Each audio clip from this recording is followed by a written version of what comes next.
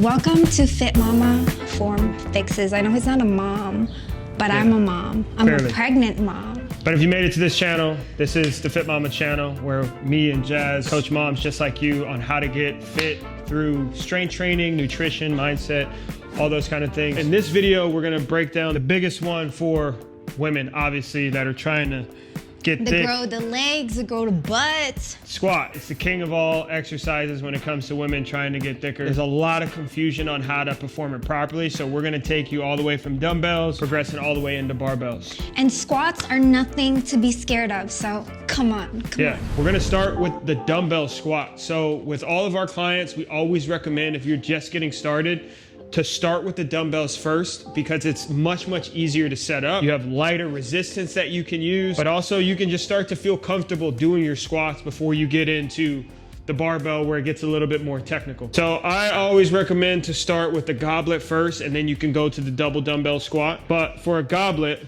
you're just gonna hold it just like she is here. Go ahead and do a few reps. Ooh, so I'm sore. So Jazz has great ankle mobility, right? So you can see when she does a squat, she can sit very deep. Now, when we first see somebody do a squat, their depth typically stops here, right? So the key area that you want to see is this crease in your hip. You want to be parallel. So when I was coming up playing football, when I first started lifting, they used to call it the parallel squat. A lot of times you see it now called the back squat, but we called it the parallel squat because we want to see the crease in your hips be parallel with the front of your knee. You don't have to go ass to grass too, like this. If you can go ass to grass, great. But at minimum, we want to see you get parallel. Let's say your squat looks like mine, right? So I have terrible ankle mobility from all my years of football, just from, you know, how my body's built. I have an extra bone in my ankle, but I can't sit super deep like Jazz, right? So I can't get as low as she can. So one of the things that I would do to make this work for me so I can hit depth is to grab a pair of these, right? Or they can get these inserts too. You don't have to be fancy with it. You got like multiple you can options. Use those, or you can use these. So these are much more comfortable. They're gonna move much more naturally with your foot and your ankle, and that you can build them up. Like this, if you don't have ankle mobility. So the goal would be to go from the top one down to the bottom one, but the key is just to be able to get parallel.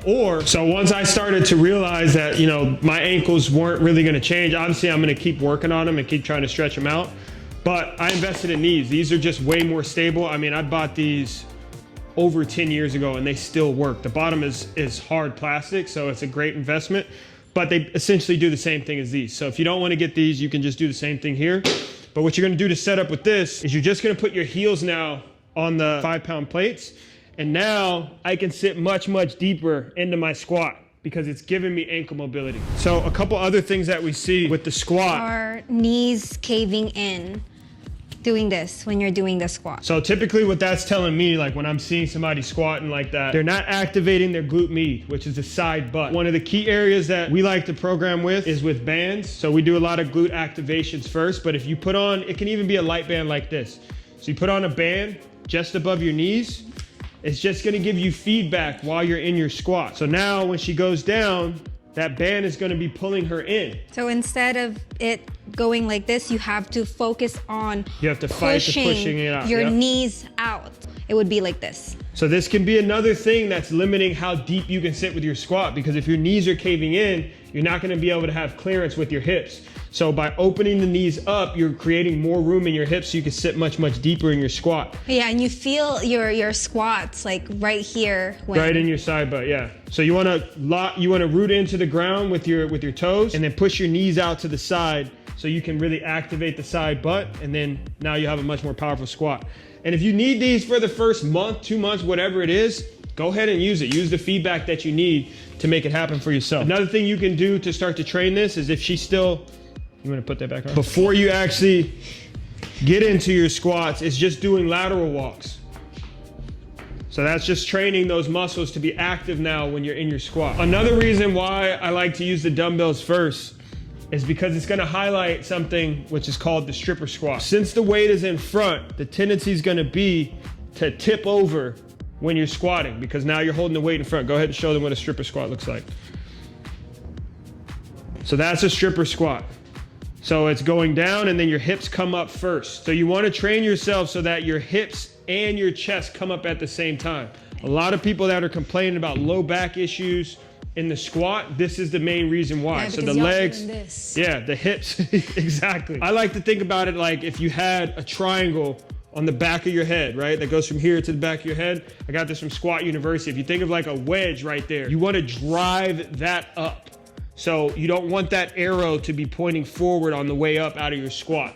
So when you get into barbell training, that's where that's really gonna come into effect. But doing it with a dumbbell first, you're gonna set yourself up so that when you go into the barbell, you're ready to go. Moving from the single goblet, we would go to the double, which is gonna be a little harder in my opinion, because now you have to balance both, but you put them, go ahead and put them up on your shoulders, elbows forward, and basically this is gonna be what a front squat would be like.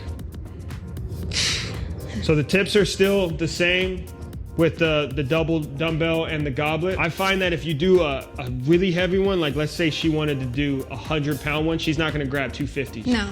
She would grab a 100-pound dumbbell. And don't sleep on your dumbbell squats too. They're great. They're very, very hard if you get up and weight, because now if you're holding the weight in front, you have to activate your core to resist tipping over and to make sure you keep within balance. So first thing when it comes to the barbell, the most important part is gonna be your setup. So hand placement first is gonna be key. Is if we have these rings, some barbells don't have these rings.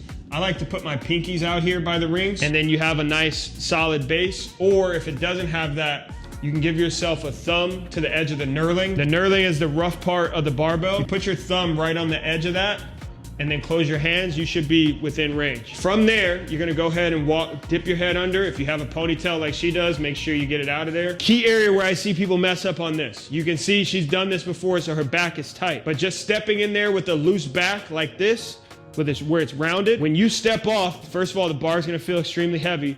But secondly, that bar is gonna be rolling around everywhere, which is gonna make you feel very, very unconfident in your squat. Because once you put weight on that bar, now if it's rolling around, every single other part of your body is gonna be moving with that. So once you get your head under here, go ahead and put it down. You want to have your hands here, but pull down on that bar to activate your lats and pinch your shoulder blades together to create that shelf there.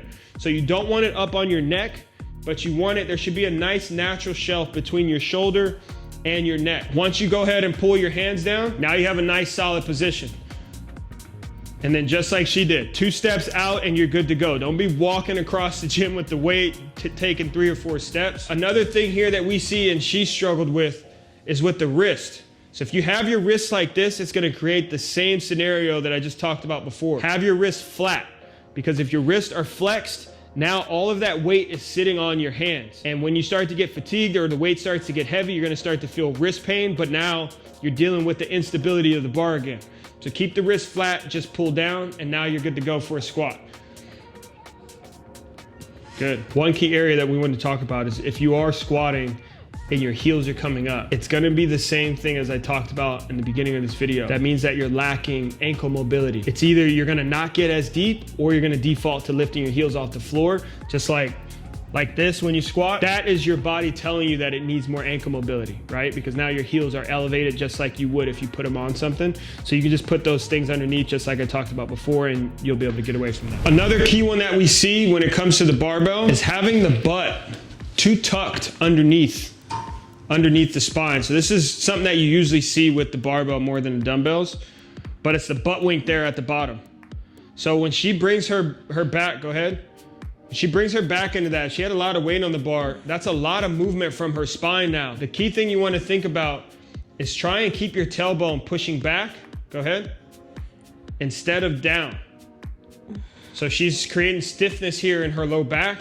Embracing your core. Embracing her core in the front. Breath control is another big key when it comes to the squat. Whether it's dumbbell, barbell, you want to be able to control your breath. Now, a lot of people think that when I say brace your core, that it's sucking in. You do not want to be sucking in. So you want to be thinking about, like, if someone wants to go punch you in the stomach right now, you're not going to suck in to take that punch. You're going to bear down and really try and tighten up. You want to create pressure, not just in the front, but out to the side. So if you put your thumbs here and you tighten up your core, you can feel it pushing out to the sides, but it's pressure all the way around to really stabilize your spine and stabilize everything in one place. And this is how it looks like for me. I'd be like this.